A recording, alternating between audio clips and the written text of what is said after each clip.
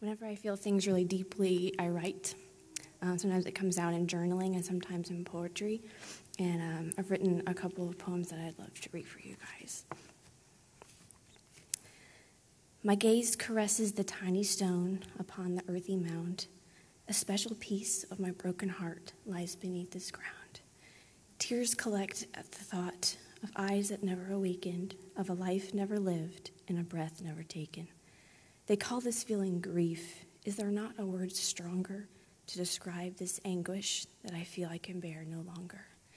Has anyone ever hurt like this, had this raw and bleeding pain, that all was completely closed out, but the need for someone to blame? My fists clench handfuls of earth, and in torment I look to the sky. Nothing else matters right now. All I want is to die. As daylight fades to dusk, I hear someone call my name. In the deep recesses of my soul, it slips through the pain. It is my gentle maker. He sees me on my knees. He collects my shattered heart and mends it piece by piece.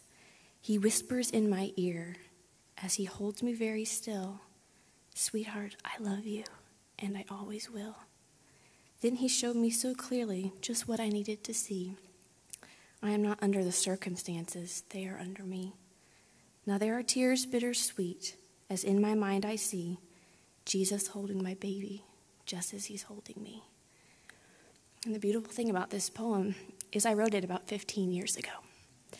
I was just a young teenager, and God put this on my heart, and I just felt such grief as I wrote it, and I cried, and obviously not to the depths that I feel it now, but God was preparing me all those years ago for something that was going to happen right now.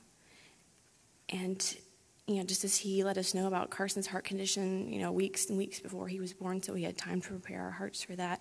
And it's still, it's still such a shock, and it still hurts so much. But God has been so gracious and, to allow us to prepare to a degree for something like this. And this poem is called 21 Days, and it's something I wrote last week.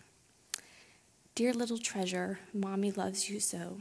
A piece of my heart was taken when I had to let you go.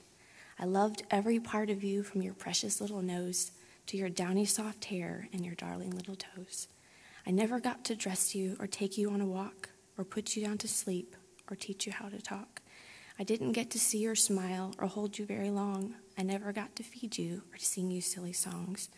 But I did change your diapers and kissed your sweet head. I read you a story and brought blankets for your bed. I held your tiny hand day after day, loving you with all of me, continuing to pray. I'm so very grateful for the time we were given. 3 precious weeks, a little piece of heaven. Your short little life touched many a soul, though it seemed cut short. I know it was whole. When my time comes to go, I hope that I can say I did as much for God's kingdom as you in your 21